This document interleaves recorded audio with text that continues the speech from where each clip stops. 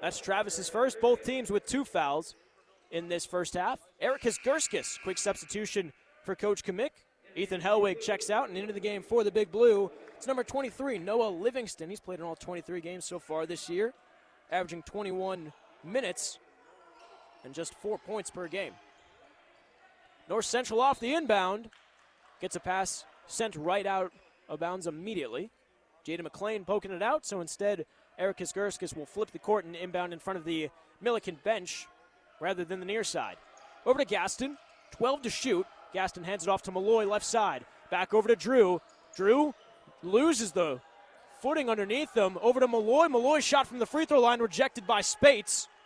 Here come the Big Blue the other way. A high-tempo offense. Strotter, pull up left elbow. That one no good, but the tip-in falls. Well, if you couldn't hear Lucas Mitzel, they're calling offensive goaltending.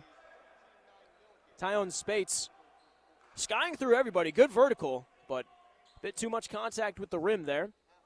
Bucket gets waved off. It's still 10-5 with 13:38 to go before halftime.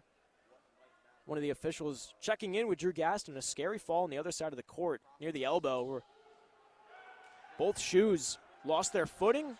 Both knees caved inward. Scary sight, but he's showing his handles are working just fine. Between the legs, over to Sean Malloy. Beyond the arc, Hemmelgarn. Hands off to Gurskis, double teamed. Erikas 15 to shoot. Gets a screen from Swierczek. Passes over to Tyler. Swierczek for the Cards. Heaves it with the left. Gaston, 3-ball, bingo! 10-8 ball game. North Central's all but gotten rid of the big Milliken run to start this game. McLean, interior pass to Strouder, over to Travis, 3-ball, trying to respond with a shot from beyond the arc. Milliken going ice cold recently. Drew Gaston the other way, over to Gurskis. Cards looking to stay hot. Swierczek, fade away from the right elbow. He nets it. We're tied at 10 in Gregory Arena. Gaston and McLean sharing some few words down the side. McLean will swing it left side. Strouder over to Travis. 3 subs at the scorer's table for Milliken squad. Terrence Moncrief getting ready to check into the game. Sean Malloy nearly smelling cookies. Instead, Strouder evades through, pulls up a shot from the left elbow. No good. Malloy the rebound. North Central looking for their first lead tonight. Here's Gaston beyond the arc. Wants a screen. Jeff will set one. Drew picked up his dribble. Over to the corner, Malloy trying to feed Jeff inside. Malloy with his right. Over to the free throw line to Drew. Right side beyond the arc. 10 to shoot. Back to the left side to Sean. Over to Jeff. Beyond the arc. Left wing, Gurskis. 5 to shoot. Erikas over to the right side. Drew gonna have to put up a desperation heave from 30 feet out. Drew Gaston. Front rim, no good. Diving on the ground, Jeff Hemmelgarn trying to call timeout. Can't get the timeout call, but it's a jump ball staying on that side of the court. So some hustle points for Jeff. Terrence is in for Sean Malloy. And 3 subs, like we said, for the Big Blue. JT Travis back in. And for the first time, Jacob Bullock. And back in to Marcus Bond. 20 to shoot out of the inbound. It's over to Terrence, rocking the pink shoes. Happy Valentine's Day. Near the timeline. Left side, Swierczek, catch and shoot 3-ball. Oh, of course! North Central staying hot from 3. Timeout called. Cards are on a run. 13 straight points and a timeout called. 11:34 to go in the first half. You're listening to Cardinal Basketball on FM 89. North Central, 13 straight points, 10 of them from the freshman Tyler Swierczek. 4 for 4 from the field, 2 for 2 from beyond the arc. Tyler having a game so far. North Central has all but erased that early run from the Big Blue. They're now up by 3, 13-10, with 11:34 here to go. In the first half, that is. Sam Corbett here with FM 89, bringing you the call. Ryan Solar tonight. Happy Valentine's Day. North Central men starting off out of the timeout on defense. It's Bullock beyond the arc. Over to Welch, left side, Bond. Bond trying to drive on Ken. Kick out right side, 3-ball from Bullock. Beyond the arc, no good. Ken Thomas the rebound. Passing up court to Moncrief. Moncrief dribbling with the left. Trying to find something inside for the Cards. Over to Swierczek, dribbling down baseline jumper. It's true. 12 points so far for Swierczek. Out of the timeout. Plunk in shotgun, 3rd and 8. Dropping back to pass, looking left. Has a man, it's Ruby. Across midfield, down to the 46-yard line. And it looks as if Ruby picked up the first down. They got just enough for it. They're going to say his knee was down. That's the official ruling. Up comes 4th and 1. 4th and 1 for the Raiders. And it looks as if they're punting. 4th and 1 at the North Central 46. And head coach Jeff Dart is going to send out the punter, Elliott Warner. Man, you should have seen the reaction on the face of Plunk and Manley. They were furious when they saw the punt team coming out on the field. Definitely a surprise play call here. Warner at his own 40. Joe Sacco back deep to return at his own 10. Rolling out to the far side. Sacco's going to let this one roll, and it'll be down at the 7-yard line by the Raiders special teams unit. 4th and not even 1 at the middle of the field. And you decide to punt. An interesting play call there by Coach Dart. But then again, another solid punt by the freshman Warner. We'll see the Cardinals start this drive at the 6-yard line. And Coach Dart, this shows that he's trusting his personnel in the defensive end to find a way to get a 3 and out, get a stop, and set his offense up around midfield, maybe their own 40, with a fresh set of downs instead, kind of going after it. So definitely interesting. Was not something I personally wasn't expecting based on the way they've been calling plays. It seemed like they were setting up that 3rd and longer play to make it 4-down territory, but decision was made otherwise. Luke Lannon will start this drive. His heels in the end zone. A fake handoff. Lannon looking for the middle of the field. Has a man. D'Angelo Hardy. Pass reeled in across the 40. D'Angelo Hardy across midfield. 40, 30, 20, 15, 10, 5. Hardy barreling into the end zone. A 94-yard touchdown pass. D'Angelo Hardy putting the Cardinals up 13-0. Barreling his way in, bringing a defender with him into the end zone. Hey, Coach Dart, you should have gone for it on 4th down. Laid into to Hardy, the connection, absolutely insane. This is what these guys do. Big-time players, big-time plays, Mr. D'Angelo Hardy. 13-0 North Central. Tanner Raines on to kick the extra point, looking to make it 14-0 Cards. 1 play, 1 score. Lannon fired up on the sideline. Scumaci on to hold. Snap, hold, kick. All good. 14-0 North Central. 94-yard touchdown. 6:18 left to go in the half.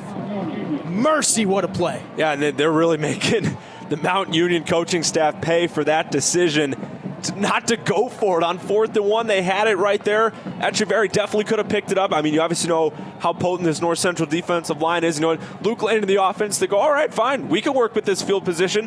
How about a 1-play drive? Get us down the field, get us in the end zone, a 2-score lead for the Cardinals, trying to get some of this energy and this momentum back. Truly electrifying, had us both out of our seats. Man, this is exciting, this is fun. 6:18 to go. Lannon still fired up on the sideline. And all of the energy on the Mount Union side of the field has been taken away. But hey, my St. Louis Cardinals, down year in 2023, hoping to bounce back. For some reason, extended their manager, Ali Marmol, but that's besides the point. The team that I'm going to be talking about today, and rather the player I'm going to be talking about today, is the Cardinals' opening day opponent, the Los Angeles Dodgers. It'll be Tyler Glasnow taking the mound for LA. It's a nice storyline for him, being a hometown kid from LA. He'll take on Miles Michaelis, who will toe the rubber for St. Louis. He had a rough 2023, but hey, he was an all-star 2 years ago back in 22. And yeah, that's a story. That's great. But this comes on the heels of a scandal so big, the feds are involved. Mr. Shohei Ohtani, who just earned $700 million this offseason on a contract that I still can't believe worked out. They deferred $680 million of it. Credit the Dodgers for figuring out the loopholes there. Is, as of now, innocent of any potential crime. So, representatives of Shohei Ohtani have accused his former interpreter and basically his best friend, Ipe Mizuhara, of engaging in a, quote, massive theft of Ohtani's funds, with millions of his dollars allegedly used to pay off Mizuhara's gambling debts. Ohtani's name had surfaced in a federal investigation into Orange County resident Matthew Boyer, who's apparently an alleged illegal bookmaker. Mizuhara, Ohtani, and Boyer have yet to be charged with any crimes, and none of the bets in question are known to have involved baseball games, so we're not in Pete Rose territory. It's important to note, Ohtani specifically has not been accused of placing any bets, but right now, Major League Baseball has also opened up an investigation into the Ohtani interpreter gambling scandal. Mizuhara had been his personal interpreter since late 2017 when Ohtani signed with the Angels, and then he followed him to the other side of town when Ohtani signed with the Dodgers this past offseason. The two have been photographed together, they're hanging out. Reports are that he's basically his personal assistant. They're basically hanging out with each other the entire time off the field as well. Go back late Wednesday night, back in South Korea, TV cameras were showing Ohtani and Mizuhara hanging out together in the dugout, laughing, sharing jokes. By the way, Dodgers coming away with a season-opening win against the Padres. Really cool to see that game in South Korea, and I wouldn't be surprised if we see more international games in the next couple of years. But that's besides the point. We're getting off track. The locker room after the game is where things really started happening. Ohtani said he first became aware of Mizuhara's gambling problem during this team meeting that happened after the game. Ohtani was sitting there basically in the meeting in shock. Mizuhara was speaking to the team in English, and he can't translate his own words for Shohei, so Ohtani's trying to piece together the knowledge of what was being said and just kind of looking at like verbal cues of players, like, okay, how should I be feeling, trying to use context clues. Mizuhara's accounts, though, of what happened have already changed from Ohtani agreeing to bail out his interpreter by wiring funds to pay off Mizuhara's debts to Ohtani having no knowledge of his gambling debts and not transferring money on his behalf. So you're going to see this a lot. Mizuhara is changing up his storyline quite a lot. Back on March 19th, he told ESPN that Ohtani paid his gambling debts at the interpreter's request, saying the bets were on international soccer, the NBA, the NFL, and some college football. Again, no baseball, important to note there. MLB rules prohibit players and team employees from wagering, even legally. So even on a site like DraftKings in a state where it's legal, like Illinois, if Ohtani were to ever want to place a bet, or Mizuhara in Illinois, what they were playing, the Cubs or the Sox, MLB prohibits all of that. But then ESPN said Mizuhara changed his story the following day on March 20th, claiming Ohtani had no knowledge of the gambling debts and he hadn't transferred any money to the bookmakers.